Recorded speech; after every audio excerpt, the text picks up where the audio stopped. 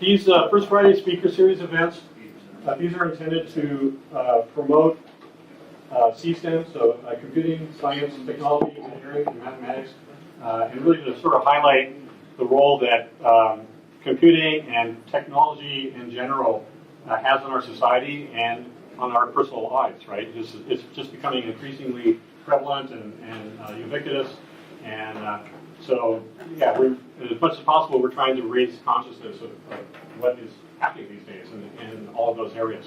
So today, I'm really happy, I'm really pleased to introduce two members of an organization that's known as the League of Amazing Programmers, which is it's Carmel Valley, is that right? They're located in Carmel Valley, and so they're going to show us what they're doing there in terms of pedagogy and curriculum with respect to programming and also a little bit of robotics too. So please help me welcome June Clarke and Sonny Datko.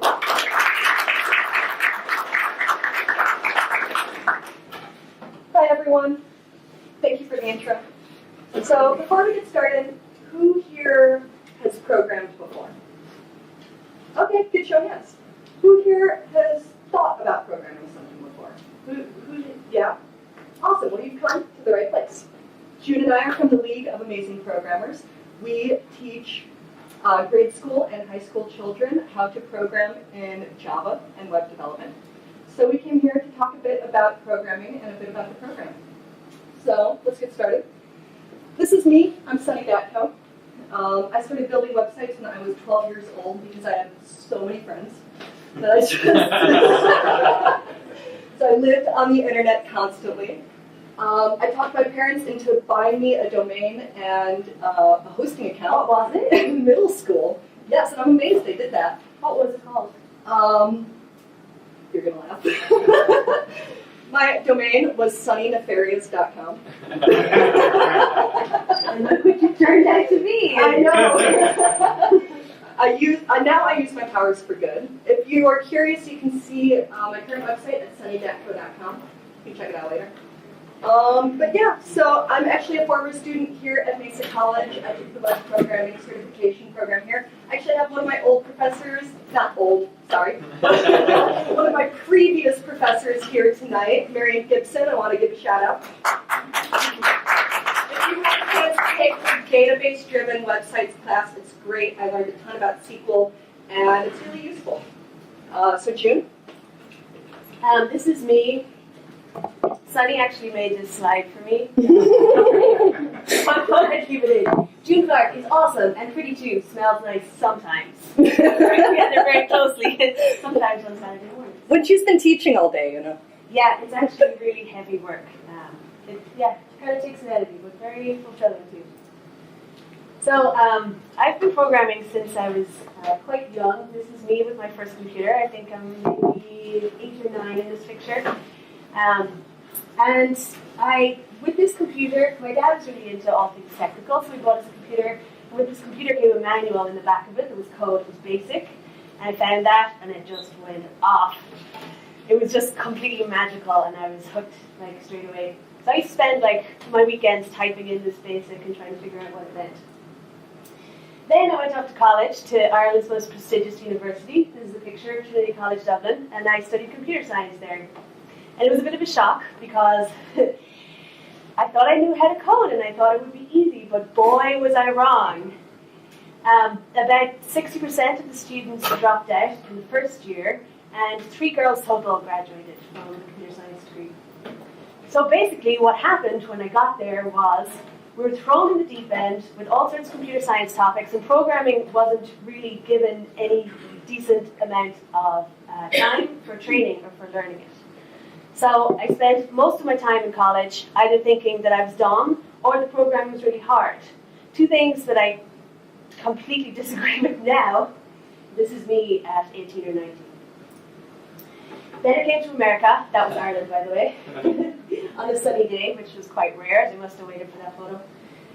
So the reason I have a picture of shoes is because I came to America and it was just crazy good, like live the American dream, constant sunshine, making a ton of money as a software engineer. This is around the time of the dot-com boom, so life was good if you could code anything.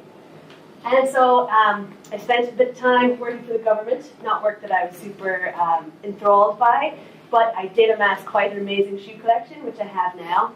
Good thing I got it then, rather than I can't really afford so many shoes now that I'm a teacher. But I have to say that hanging out with kids and playing with robots and code all day is probably about the best job anybody could ever have. And I get paid for it, and it's incredible. This is our classroom in Carmel Valley. We have one right now. We're hoping very soon to have a second. And we're using this robot to draw stuff on the whiteboard. And so I'm going to turn it over to Sonny so she can tell you a little bit about why coding is awesome. Who thinks coding is awesome? All right, so about half of you are convinced. So, okay, why isn't coding awesome?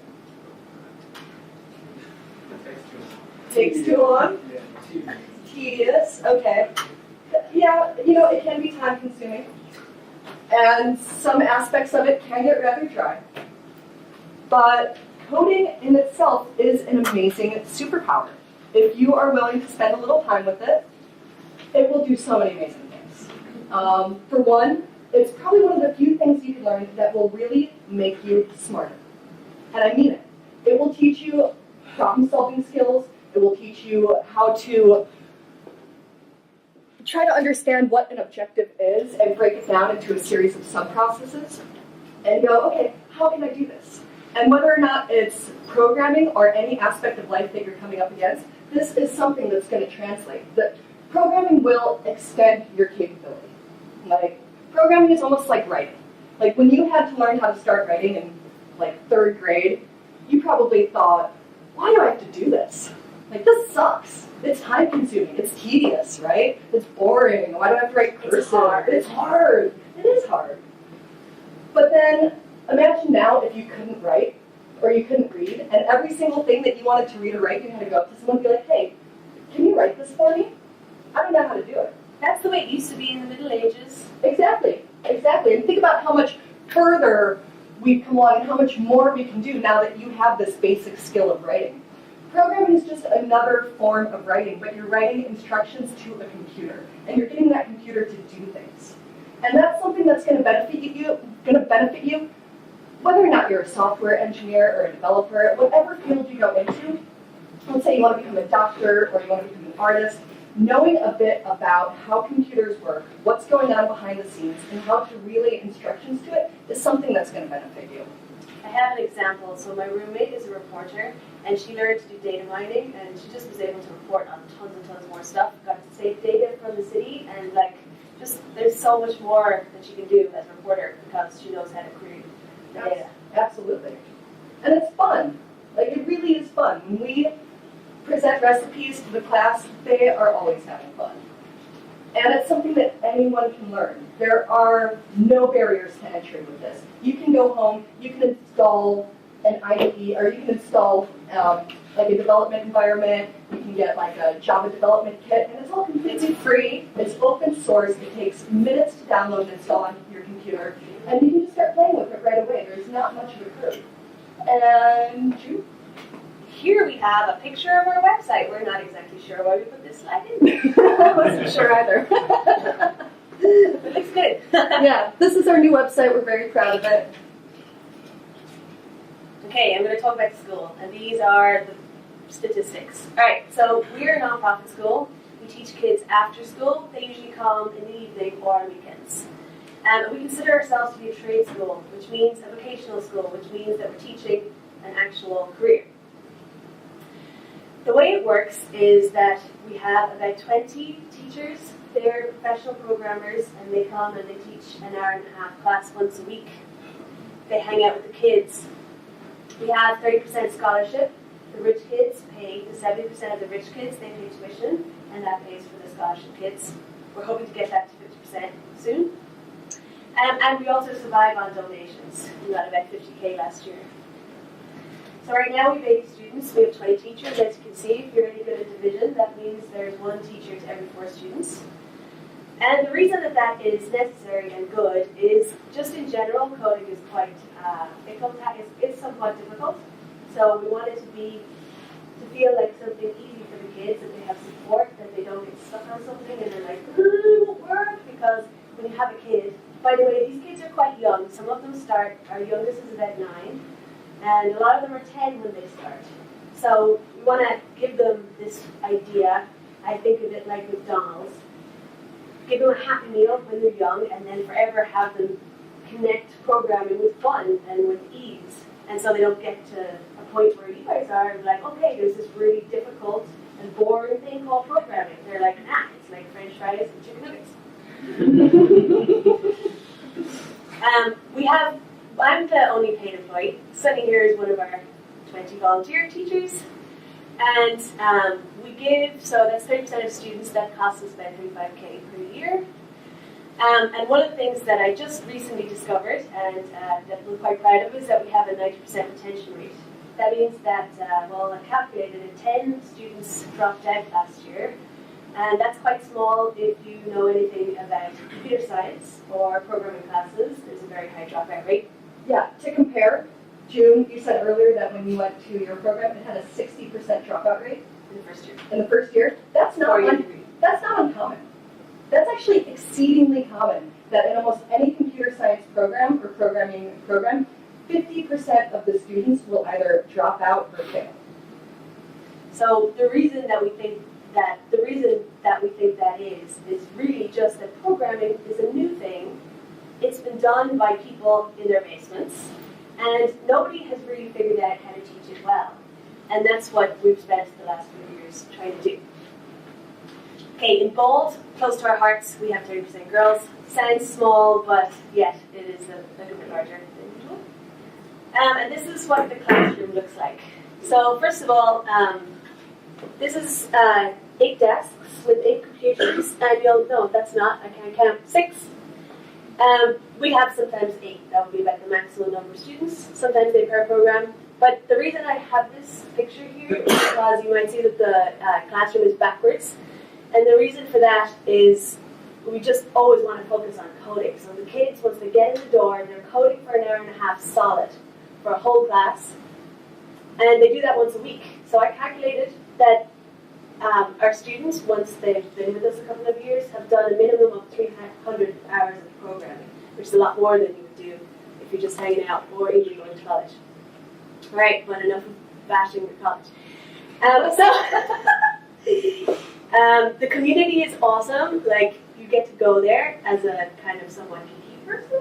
Like, I don't know about you guys, but for me, growing up, I was always picked last for the basketball team, and I was coding by myself. Didn't have anyone to talk to about it. So, apart from it just being a good, joyful experience, there are people of like minds. The kids come and they come hang out with friends as much as they're coming to write code.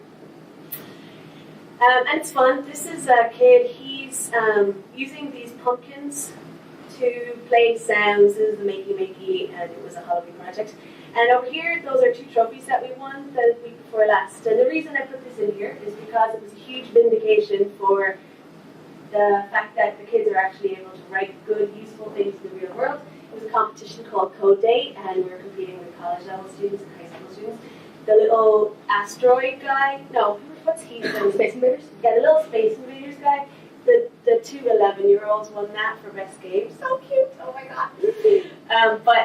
We're really proud because they're able to go and compete in a competition, and that's because they've been coding for a couple of years. Coming in, code, so as soon as they get in the door, have somebody to help them along, and they have the skills to by themselves make little games.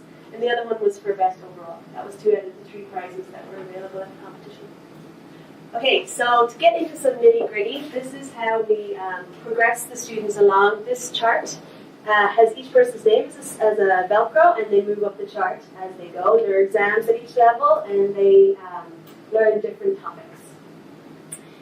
The t-shirts that they're wearing are purple because they just moved into the purple level, and so they go to school with their t-shirts and they show off that they're ahead of their other friends sometimes.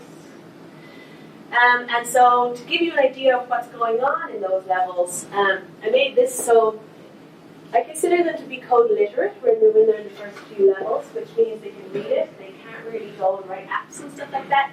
When they're fluent, they're in the middle of our curriculum and they're able to pretty much code, but probably not in the workplace. And then when they're a master, they're as good as any college graduate. I put in these inflection points. We use the Stanford CS 106 to examine them at level 3. They passed the AP Computer Science exam at level 5, and then the Oracle Java certification at the end, which is level 8. And at that point, I consider them ready for the workplace. Recipes are how we do all these things. Okay, so let's talk a little bit about what a recipe is. I'm sure some of you have used cooking recipes before, right? Yeah? So it's not that different. Like you want to make something, so you go to Google, you look up like, okay, how do I bake a pie? And it tells you, okay, here's some inputs, here's the process that you're going to use, here's the output that you're going to get. So we set up our program much the same way, where we tell them what the inputs are going to be, we kind of break down what the steps are, what they would have to do, and then the students will go through and program it according to that step. So if we're like, okay, what you want to do is make a turtle go right, we would set up a method here without getting into too nitty-gritty. And we're going to want them to turn 90 degrees, and then we're going to want them to move forward, and that would basically make a right turn. So the green part is the recipe. This is a completed recipe. So the students see the green part, they see the comments, and then when they see the comments, they know they have to write some code to make that happen. So this is called intentional programming, where they understand what they're trying to achieve. And every time you run this, you can see the turtle, so it's got very fast feedback, so they can see the changes that they're making and how they affect the program. And we have hundreds of these for different levels. And here you can see what one of the programs would look like. So here's the turtle that June was talking about. These have been used to teach programming in many different forms because they'll move around the world. And for this one, you just help this little girl. What was it? You just help her get free? Yeah, you have to go there. Yeah. It's actually, this is the output of the previous program. So our vision here, it's probably very different from almost any other programming program. That sounded redundant, but we've really worked to hone in this vision that we want to cultivate curiosity from the start. Like June was talking about, make it their happy meal. Programming has to be something where you are intrinsically motivated to do it. Because if you're just like, oh, well, I just want to do it because like I have to, or I'm going to make money at it, you will lose your motivation very quickly. I've watched it happen time and time again. Wanting to program is something that really has to come from within. And the way that we do that is keeping the focus on interactivity. They're always doing something. We have very low percentage of the time where we're up there going, blah, blah, blah, this is a method, blah, blah, blah. This is probably actually the most I've talked in a straight block. Me too! We don't actually talk. The kids just code. We really just help them along. Exactly. Talking. Exactly. We'll be like, okay, this is a variable, all right, now, do the thing with it. And even when we talk, they still don't listen, which is why we don't talk. We think it makes sense, but that doesn't go in that way. That's not the way kids process information. Yeah. It's true. Learn by doing. They learn by doing. It's true.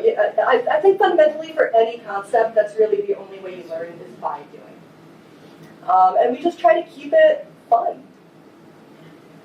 Okay, so how many of you guys have you heard of code.org? Yes? Okay, so code.org is a site that helps you learn to program? Question mark?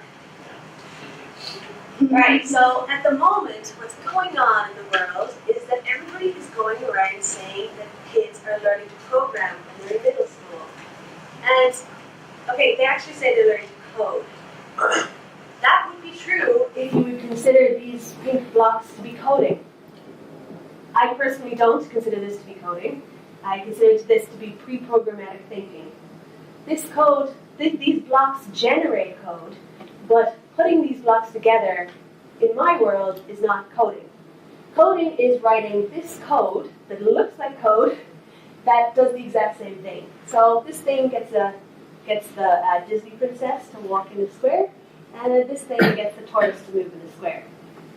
The difference between these two things is kind of crucial because I heard on the radio, say for example, last week, a kid, and she was talking about, she was 14, and she said, when I do code, I feel relaxed. It's relaxing, it's enjoyable, and I know that I have a career that I'm going to like.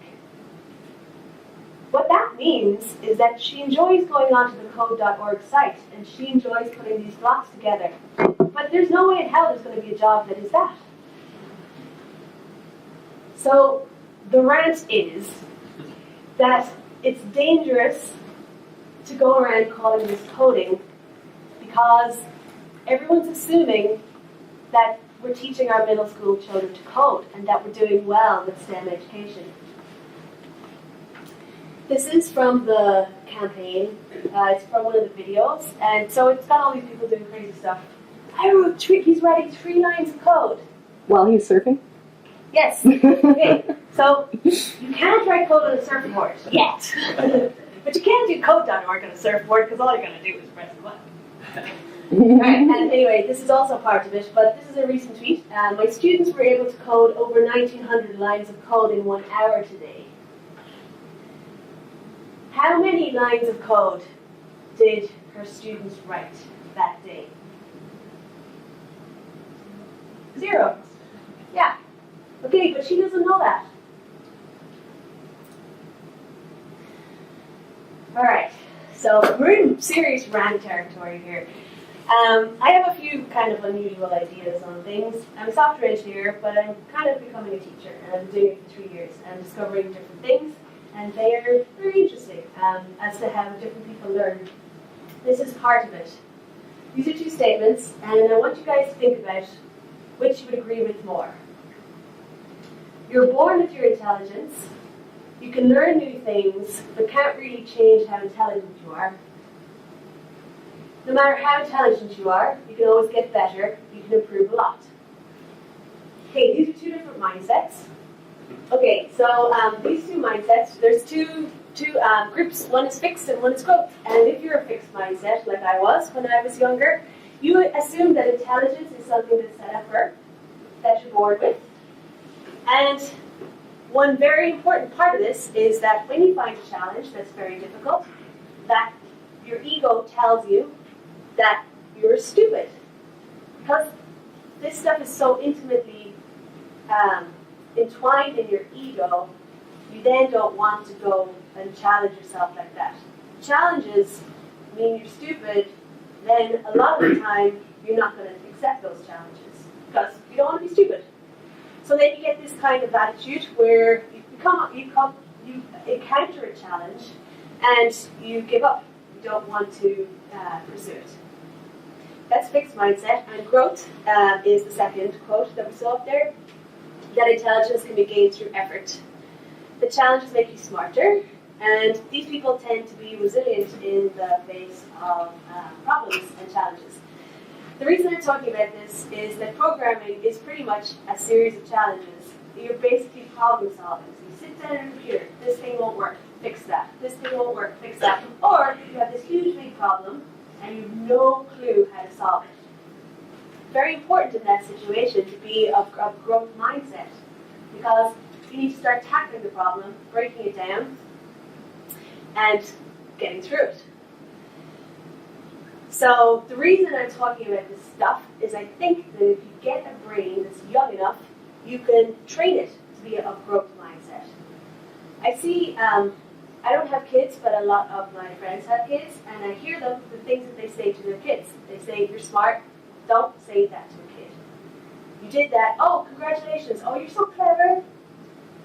Much better to say to the kid, that work that you put into that paid off. Congratulations, nice work. In the classroom, you hear us all the time, nice work, we never like, you're clever, you're smart, because that gives the kid the idea that the reason that they're overcoming the problems is because they're smart. It's not. Everybody is reasonably smart. With enough effort, most people can understand most things. And this is the crucial part. about the philosophy of the League of Amazing Programmers. We think that pretty much anyone can be taught to code, especially if you get a young mind, when you can try and guide them towards the growth mindset. There's a lot of stigma around being a female in the programming world because it can be a very male-dominated environment, and there's a lot of stereotypes involved. I've certainly heard at my work, and it's kind of become a thing recently because, like, whenever the president of my company introduces me to other people, he's always like, "This is Sonny, our first and only female programmer." That's the title that I've earned. And that's its own rant that I don't need to go into. No, it's not. But this stuff happens all the time. That's the way it is for us. I have to say that in any industry, I don't think we could be treated any better than we are as programmers, because there's something about the way coders are. They're just really nice and helpful and cool. And they're generally feminists too. So it's not that the environment is bad. It's that the girls aren't getting into it in the first place. Mhm. And so, sorry, yes, go. I can speak from, I mentioned before that I started programming websites at the age of 12. And it wasn't something that was like impossible. But I stopped. As much as my mom pushed me into doing it, she was like, "You are brilliant at this, you can make a ton of money doing it, like just go ahead and do it." And I was always like, "Oh, but look at programmers, like they're fat and they are ugly And hairy, they're always and socially awkward and no one likes them." And they have I ponytails. I was like, We're talking Dwayne's not. just the ponytail. I forgot pizza. Pizza. Yeah, they eat a lot of pizza. God, Oh, yeah. and Live on pizza, sugar, Red Bull, soda, Cheetos. Yeah, it used to be Jolt Cola. Jolt, yeah. Yeah. So I think we can all imagine that stereotype of a programmer. It's kind of like that guy from The Simpsons, the internet guy who's like, "Worst episode ever." And I think a lot of women, I can only speak for me, but I think a lot of women see that and they think, "Oh, I'm supposed to be pink fluffy rainbow, pretty," and that's not something that's compatible with programming. Yes, they think it isn't, but it actually is. And we're here. Yeah, we're fairly normal. I'm the In lead some teacher. ways. She's the lead teacher of web programming, and I'm the lead teacher of Java programming. And so we are happy to be providing a fairly strong female role model for the young girls. Absolutely. I think, personally speaking, it was my lack of female role models in programming that pushed me away from doing it for years. It's definitely not the case that the girls are not better than the boys, because the opposite is completely true. The girls kick the boys' asses all the time. But, so where are they and why aren't they doing it? I've thought about it a lot. And narrowed it down to two things. First of all, confidence. Because like I was saying, that you're constantly problem solving and programming, you need to have confidence to feel like you're a worthy problem solver. To know that, okay, look, I can get through it, I'm smart enough, I've done it before. That takes confidence. And I think that generally girls don't necessarily have the confidence to go into those kinds of things. So we do these workshops with all girls, and we do some that are a mixture of boys and girls. And the difference between them is incredible. Sometimes they have like one in the morning and one in the evening. And the boys are all like, "What?" They're bouncing off the walls, like, "Help me, I want my Terminator, I want the laser to shoot out of my cat's eyes, can you help me?" And they're screaming and they're shouting and they're crazy and they're so loud. And you get the girls, and it's silence. And none of them ask questions. And if you ask them to try and get, to try and poll to see if they're understanding anything, most of the time you'll get silence. They're very, very aware of everybody else in the room, how much they understand. They don't want to ask questions because they don't want to look stupid. And they don't want to talk because, I don't know, it's just like a confidence thing that they prefer to stay quiet. So, I don't know quite where I was going with that, but anyway, the sound of the classroom is considerably different, and I think that that's because of confidence. Once we have them for a few years, they tend to get a bit rowdier. And also a mix of boys and girls, the girls are allowed. It's just when you have all girls together, they have there's a different way of communicating. Okay, I'm going to try and explain the expectations, but for me it's a picture thing that I have in my mind. And I picture a brain, and then I picture a clear perspex box that is containing it. And the box, for me, are the expectations that society puts on us as to what we should do in our lives. Girls, in general, are expected to do certain jobs. They're expected to be good at certain things. If you go to Toys R Us, it's really depressing because there's aisles of pink shit for the girls, and the boys have stuff that's colored in grey and blue, and there's a lot of weapons in there. The girls' stuff is dolls and things that are furry. I hate pink fluffy things. You do not need to make something pink and fluffy for girls to like it, and the more we do that, the more the girls are going to think that if something's not pink and fluffy, they're not supposed to be playing with it. It's annoying the hell out of me, as you can probably tell. Another thing about women in general in society is that we're taught to have a lot of emphasis on our appearance. Personally, I straightened this crazy hair for years of my life, and I don't know how much that wasted. If I probably added it up, it would just be weeks of time that I wasted in my life trying to live up to certain expectations and to look a certain way. Guess what? It doesn't matter a crap. It doesn't matter what you look like, really. Just do a good job and enjoy yourself, and that's it. Be happy. So what I'm trying to say is that society is projecting unconsciously. It's not like we're going around saying, oh, you're a little girl, well, let's keep you in a box. It's just this thing that we have in our minds that that's the way things are. And as long as we have that, we're going to be projecting it onto our young people. So what I'm trying to say is, if we want to have more girls in computer programming, we are the ones that need to encourage them. Oh yeah, this is me. I don't know how many times people say this to me, you don't look like a programmer, so then I put myself on Wikipedia on a good hair day. You straightened it that day. I didn't, it's great. But I did wait for a good hair day. Might as well. This is a girls' workshop, so these are all female teachers, and girls coding. And we do these workshops, they're called Girls Rule Workshops, and they're for girls only, and we have one coming up as spring break. So if you know any girls, please send them our way. I'm going to have a little bit more information for where you can find out about that. Looks like robots. But as part of our program, we also offer some classes in robotics. And some of the students will basically hack Roombas and do mods to them in order to make them do certain things. So we have a competition called IROC, the International Autonomous Robot Competition, which happens over in Balboa Park at the Reuben H.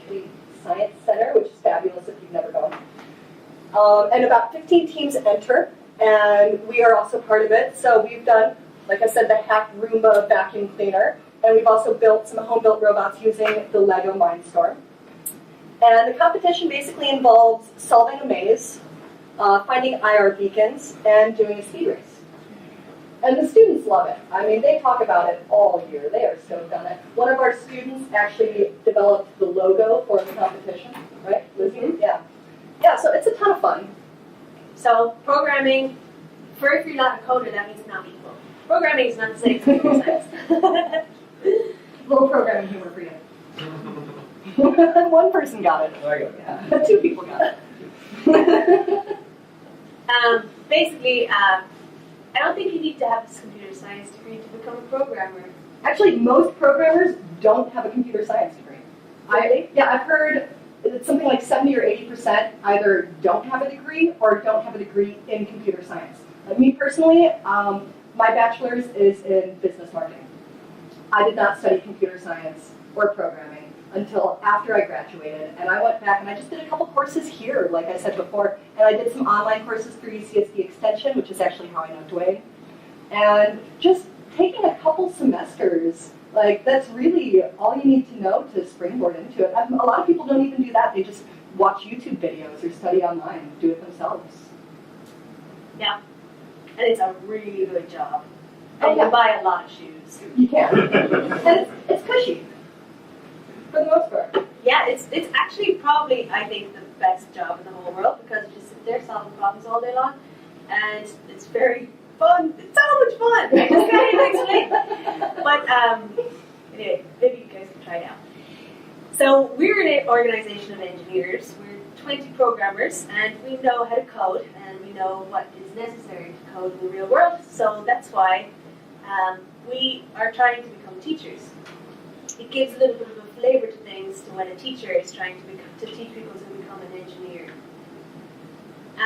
So what we're doing is we're passing down our trade, and we see it kind of like I guess it's sort of an apprenticeship thing. Yeah, it's like a mentorship program. Yeah. It's also crucial that the people who or the teachers are all volunteers, and so they really love programming, and that sort of stuff is contagious. We're teaching them, we use Eclipse on the first day, so they're learning professional tools from professional teachers. And we also go into a lot of other stuff. I call it software craftsmanship. That includes topics like refactoring and design patterns, and how to deal with legacy code, and basically like how to polish off your skills and become like kind of the next level. We teach them TDD, test-driven development, when they're very young. And they get really associated with the green bar, which they love. You want to explain what the green bar means? You can. I'm guessing it's when you pass the unit test. Yeah. Is that what you're talking about? Yeah. So in programming, there'll often be unit tests to make sure that your code is written a certain way and that it meets certain requirements. And if it doesn't pass, you'll get the red bar, which is always like, but when you get the green bar, that's like the best feeling ever. Yeah, and a lot of time they're in the class and class is over and they just won't leave. Until they get that green bar. Green bar, come on. So I really believe that the kids are primed for the industry. It takes about 4 or 5 years for a kid to get through all of the levels that we showed you earlier. And so we're doing a new program of apprenticeships this year, which is getting the kids out into the industry. And we're going to have 2 levels. One is for very young kids who are 14, and they're going to be pretty much handheld through the process. And then regular internships for the others. And how can you learn to do programming? Absolutely obsessed with this website. Okay, so you can actually watch people coding on there. If you want to learn to code and see what it's like, you can watch them doing it, and it's really fascinating. It's surprisingly relaxing. You can do it like as a meditation, with stress. And another way is Khan Academy. I think has got the best online learning.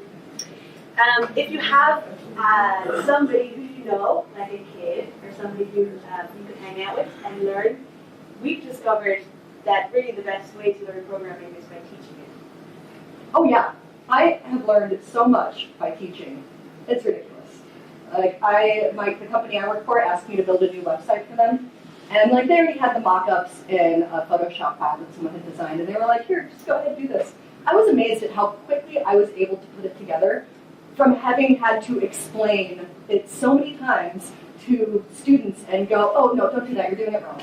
Don't do that. You're doing it wrong." Yeah, you get like really good. You get really good at it. If you want to learn something, the best way to learn anything is to teach it. So this is the website, teachingkidsprogramming.org, and it's got the tortoise stuff that we're showing you. And you can, there's lots of videos there like that will guide you on the process. But the main way to get good at programming is to practice. The thing is that most people go out and buy a book, and that's good. But that's the same as if you were trying to learn swimming and watching a video, or reading. You've got to get in the pool. You've got to do it, and you've got to do it a lot, and that is how you get good at it. It's one of those things. I think the best way to learn programming is to pick a project that you want to do. So say you're like, I want to build a website because I'm in a club or something, and our club wants to have a site. Whatever it is. Pick what your objective is, and then go, okay, how would I build that site? And work your way backwards. What would I need to do? I think programming is almost like any other skill, or any other craft skill. Like if you want to go learn woodworking, you're not like, okay, well here's a saw, and then you're like, well, okay, I got it now. Like, you go, okay, I want to make like a candlestick, and then you work your way back. You go, okay, well I probably need to use a lathe to do that. Okay, how do I use a lathe? Okay, we practice. Exactly. First and you then- make a sphere that's not very complicated, and then you eventually make your canister. Yeah. But it's the same. There's so much focus on theory with programming that you're just not going to learn that way. And that's the reason that, it's such a people. Not very many people can learn that way. And that's why there's such high dropout rates. That's what I think anyway. All right, well, we'll wrap this up. So our mission is to teach 1,000 young developing minds by 2018. Close to half of our students will attend under scholarship, which is kind of amazing if you think about it. Yeah, and if there's a better way to take a kid and change their lives completely, I don't know it. So we're looking for a new classroom. Haven't figured out where it will be yet, but that's the plan for next year. So that'll be the second campus, and it'll be it won't be in Carmel Valley where the rich kids all are. These are actually two of my students in the web development program. Here they are, coding in action. Yeah, they're really sweet. They're 12 and they want to be software engineers when they grow up. So how can you help? Well, we're always accepting donations, either time, financially, any way that you can help contribute. I think we're currently looking for an administrative assistant, unless that role's been filled. It seems it's been filled. Oh, okay, well, never mind. And we are also doing a ton of workshops, especially for spring break. We've got the Fab Lab downtown. So there's going to be, that's all girls, and there's 4 paid places, and there are 4 scholarships. So if you know a girl, it's really cool and really fun, and it's an intro, and they just always have a good time doing it. So please let anybody know that you think might be interested. Any girls in your life. And if you ever want to come visit and just see what one of these workshops looks like, you're always welcome to come on by. Yep, the classroom is open. Just check out our calendar and stop by. We might be busy, but you can see what's going on. You can get more info here at jointheleague.org. And I think we'll show, do you want to show our video? Yeah. Okay, yeah, let's do it. And we'll show the video and then we'll do a little Q&A. All right. At the League of Amazing Programmers, we're inspiring young minds through programming. After going through our curriculum, our students are Oracle certified and ready to work. They have the skill to go into the workplace even without going to college. What I like about the League of Amazing Programmers is that it's a league of amazing programmers. The teachers are amazing programmers, and the people who you program with are also amazing programmers in the making.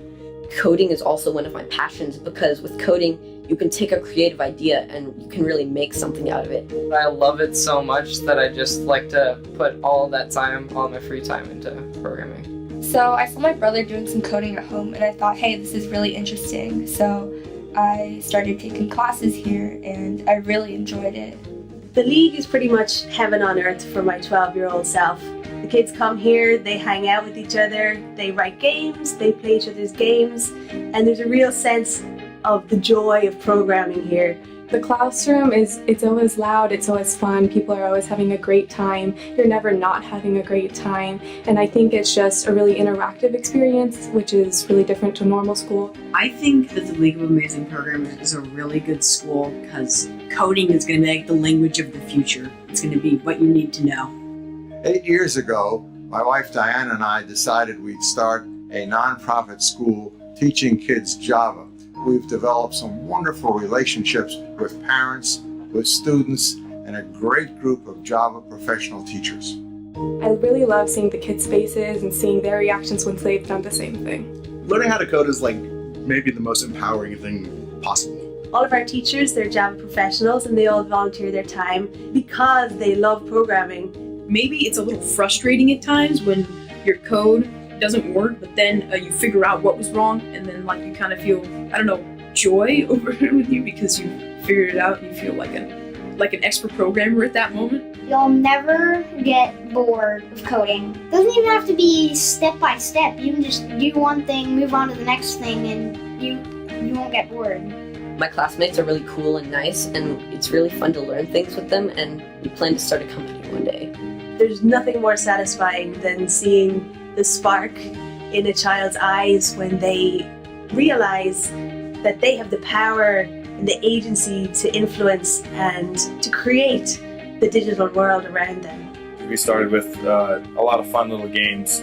I got to program like Pong and Asteroids and stuff that was like actually fun to play, especially when you got to add your own little flair to it. As long as you're passionate about something, you're going to want to do it more and you're going to excel at it. We teach in person once a week rather than remotely via the web, so that League students get the personalized attention they need to optimize their learning. Our curriculum uses a flexible, recipe and level-driven approach that inspires self-motivated learning and rapid achievement. Regardless of financial needs, join the League today and make a difference in the world and change your life. Join the League!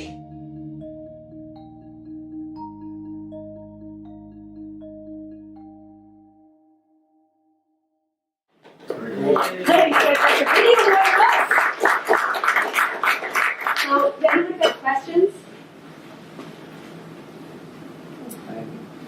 Yeah. On your second to last slide, the Fab Lab. Where is that in downtown? It just opened, they just relaunched it, and it's on Shade Street, I think, East Village. So is that something you plug into, or is that some independent thing? Because something I'm not familiar with. Fab Lab is a place where you can go and use their machines to incubate an idea. Got it. It's like one of those. It's like maker. It's a maker site. Got it. Yeah, it's really rad. So we're just having a workshop there, just because we're trying to branch out a little bit further from Carmel Valley. Are you unique, or is there an organization of teaching facilities like this, maybe different names or something, that would be in other cities? Right now, no, but in the future, we're hoping to start branching out. So this year, we're going to make our second classroom, so that is like a clone, and then we're hoping to spread from there like a virus.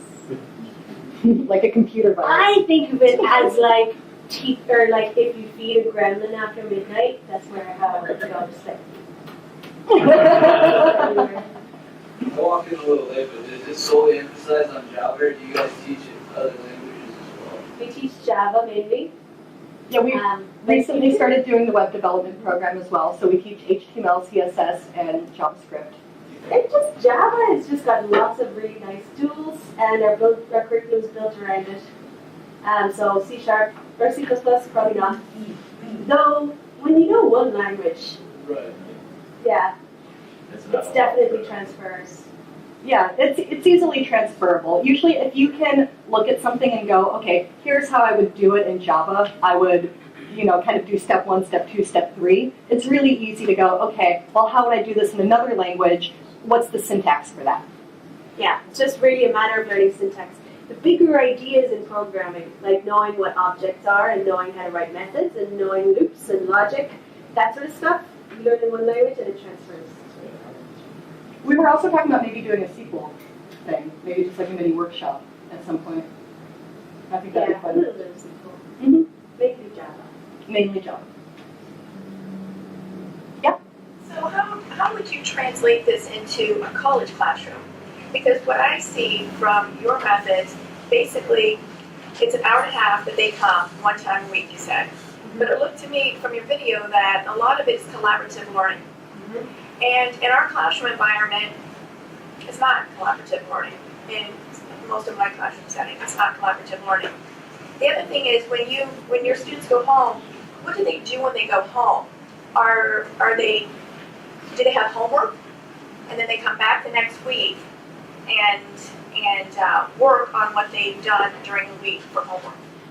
Okay, so let's start. The first question is about collaborative learning and how you can transfer that to colleges.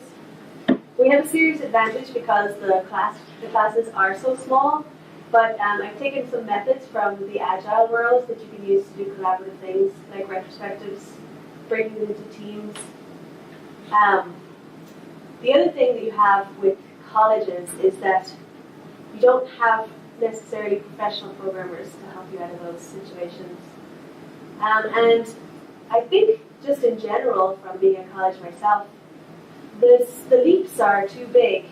So it goes from, here's a class, and then write an algorithm for the traveling salesman. And between there, that's taking us 4 or 5 years to teach a person the stuff in between there. So, yeah, that's just not in colleges now. The way I see it. One thing is that the curriculum is quite childish, so we try and make it cute and fun. We've got things about like turtles and like Terminator cat shoots lasers out of its eyeballs, and just all this kind of stuff that is specifically aimed at making kids interested in it. Like, I don't know if college students would want to plug in a makey to some pumpkins to listen to sounds, like rude sounds. Sometimes they do that. I think the classroom size makes a really big difference too, because when you have 4 or 5 students, it's really easy to contain and direct that energy. And like speaking from classes that I've taken, when you have 40 students, it's a lot more difficult to get everyone on that same page together. Yeah, so I don't really know if it can be translated to big groups. In what we know now, because we've been developing things and testing it, but it needs a professional programmer to guide it along. So that's very resource intensive. There was a second part to your question. Yeah, I'm sorry. Could I give an answer to that first part though? Oh yeah. So yes, I mean the collaboration has definitely been a problem historically in the college setting, and we know there's a problem. And out in the industry, that's when we meet with in advisory committee meetings. That's the one thing that always comes up. In fact, it's the first thing they always say is that there's one thing that you can improve with students that are coming out of college is make it so that they can actually work in a collaborative setting and be able to work in a team. Mm-hmm. And so we are trying to focus on that. And one way that we're doing it is in our lab situations when we have lab exercises that are done, we make sure the students work in teams of at least 2 or 3. So they are starting to learn to do that. Also, our goal is in the higher levels, once students have the background and they can work on, they can be in more advanced courses, that those courses will be project-based. Yeah. So that you'll actually have teams of students that are collaborating together to produce a product together. So yeah, we're trying. We're starting. One thing that works really well also is to have the older students teach the younger ones, or at least be there as an assistant. So you could have some sort of college credit for the older students to mentor the younger ones. That would. That's our biggest, I feel in our department, the web development is our biggest need, is that we need more mentorship because we do have students who that's their very first time having any experience. Even with a computer. Exactly.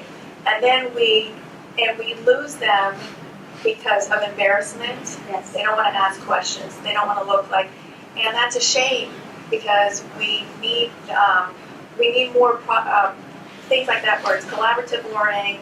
It's not so much based on what type of homework they're turning in. Is are they understanding the concepts? Are they progressing? But we do teach from a book. You follow along, and and we do a lot of pair programming too. Like sometimes if you just put 2 people together, they kind of can help each other figure it out because they're, I don't know, support. So on that related note with like the poke, agile type stuff in the pair programming, do you ever do sometimes where you write, like you as the instructor, you put yourself in one part of the pair and you write the test, and then they have to basically fill in, basically write the code to pass the test? So a lot of the curriculum in the later stages in that format. Okay, great. And that works out really well. Yeah, a little bit of description and they go at it. Yep. Any other questions? I think we have one over here. Sonny, you said you started at Mesa College. Which classes did you take, or which ones would you recommend for an adult to take? Yeah, well, I did the web certification program here, and I'm still a class or 2 away from completing it.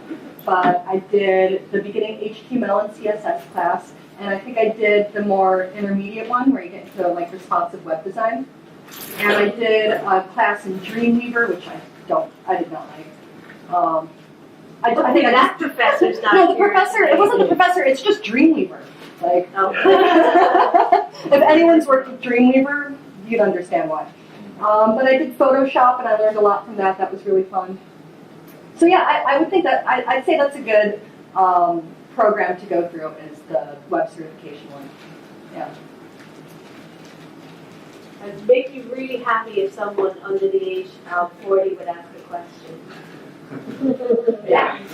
You mentioned that when the kids finish the program, they're ready for the industry.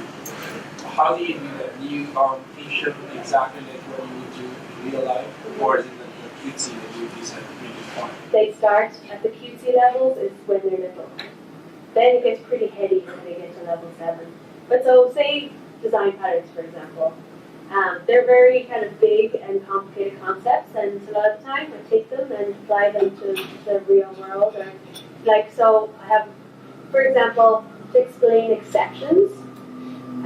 They're all teenagers at that point, so it's kind of like a little story where you first initiate the texting relationship with the girl before asking her to prom, and then if that fails, then you call your cousin.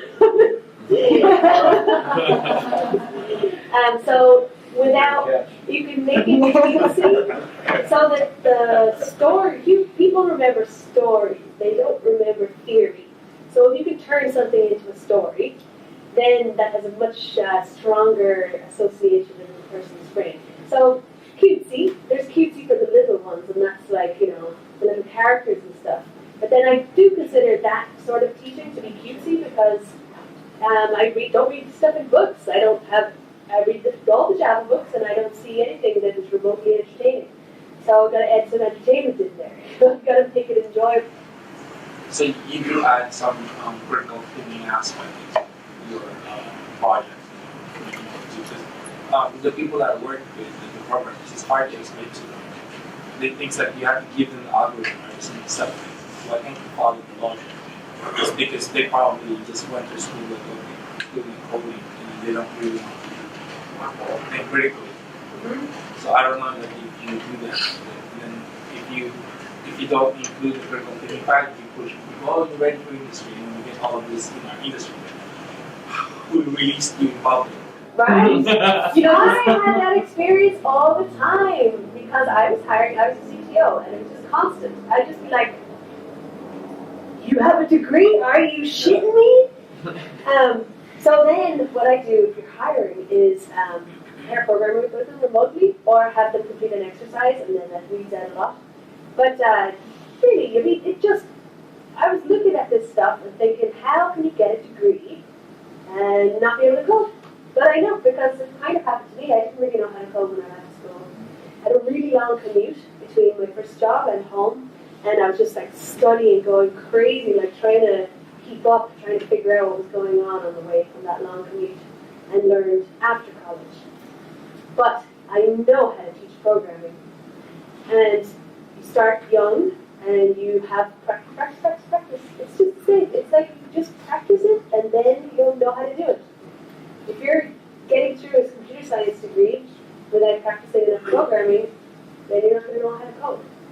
On a side note, I think critical thinking, or teaching critical thinking, is one of the most absent components of the education process in general.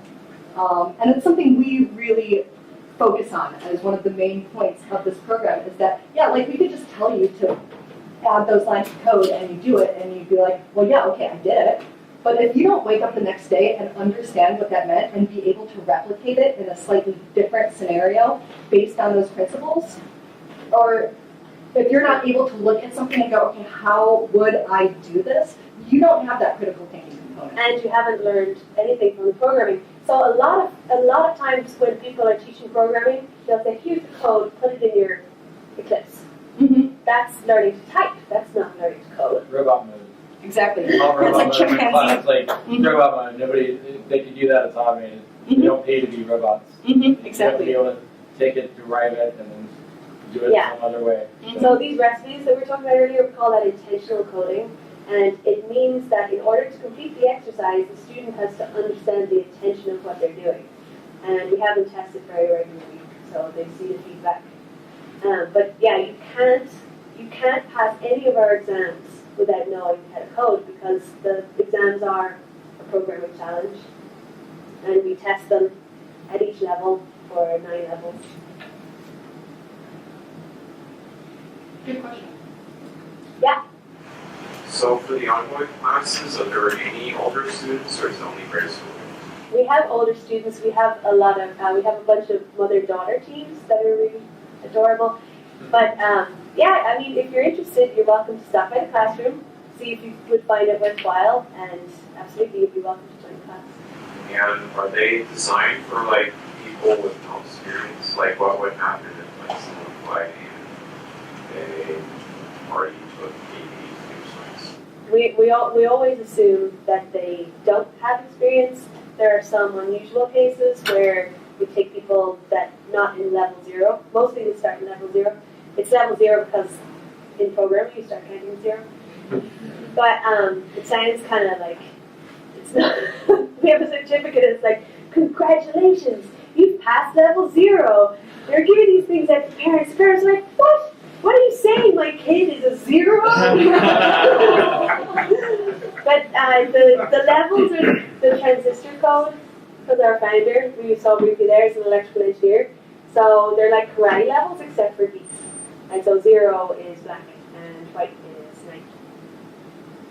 But what was your question? Oh, can people come in the middle? Is that Yeah. Yeah, it's rare, but it sometimes happens.